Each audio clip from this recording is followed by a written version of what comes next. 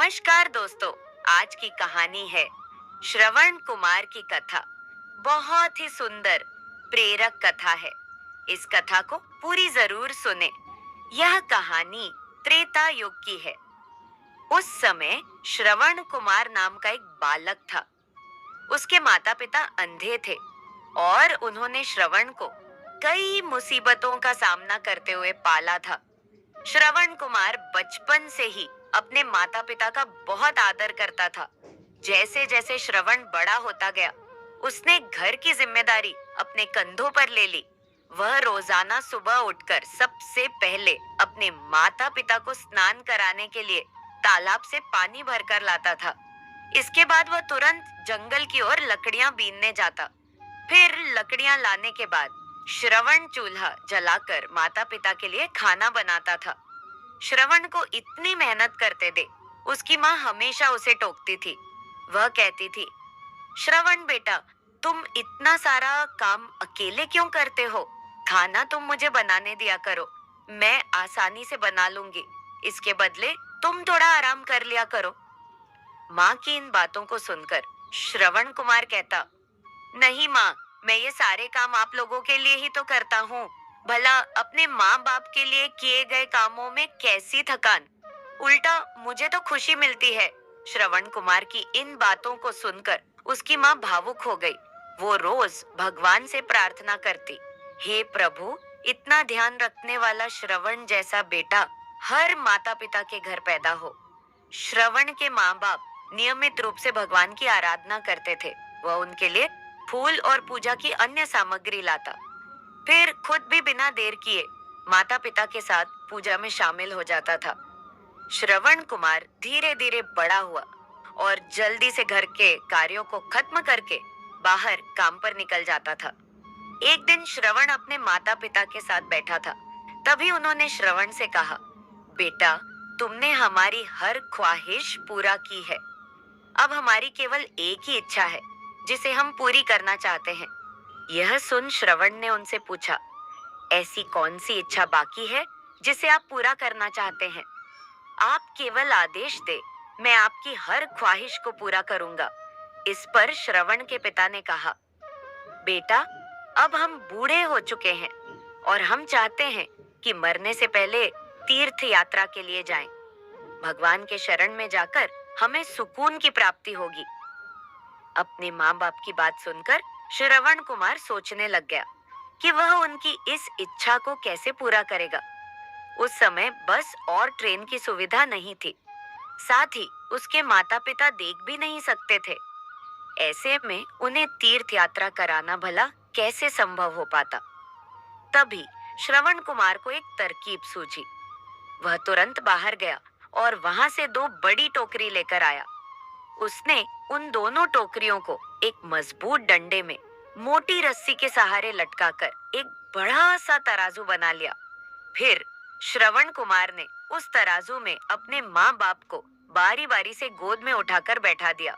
उसके बाद तराजू को अपने कंधों पर लेकर उन्हें तीर्थ यात्रा पर लेकर निकल पड़ा।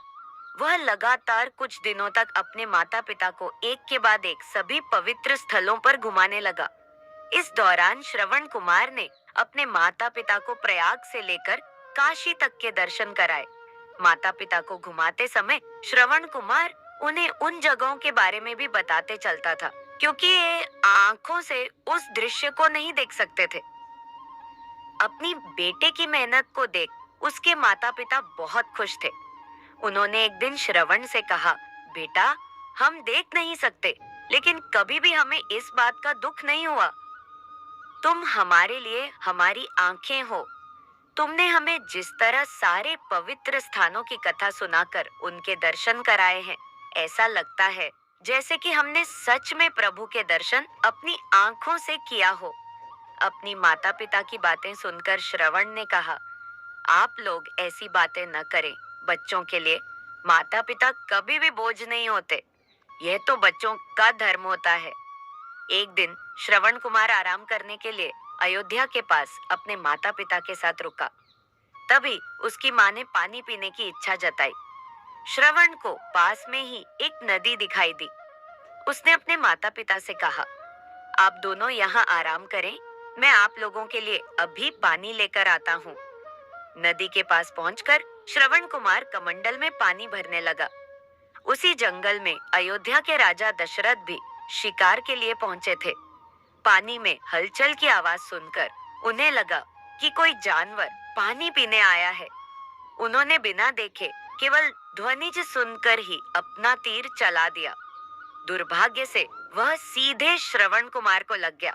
तीर लगते ही वह चीख पड़ा।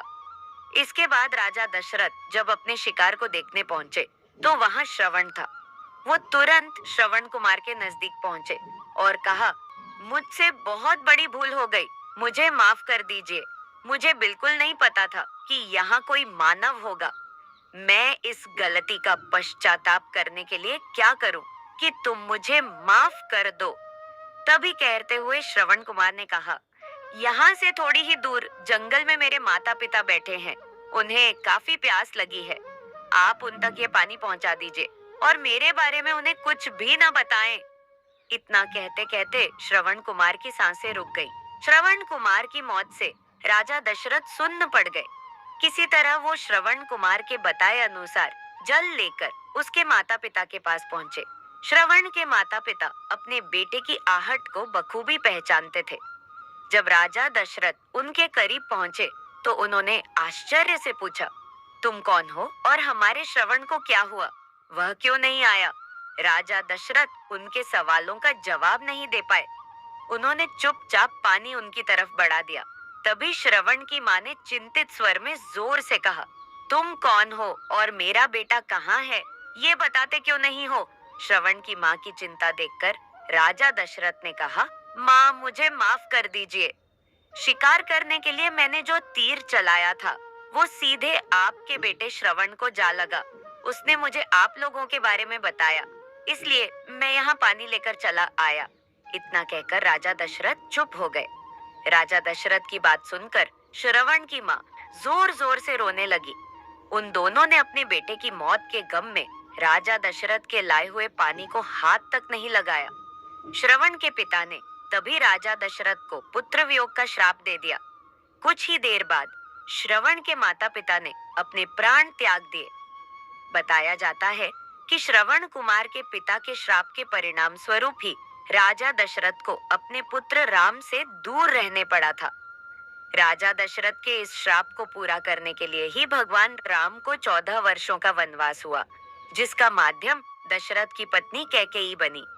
श्रवण के पिता की ही तरह राजा दशरथ भी अपने बेटे से दूरी को बर्दाश्त नहीं कर पाए और उन्होंने अपने प्राण त्याग दिए।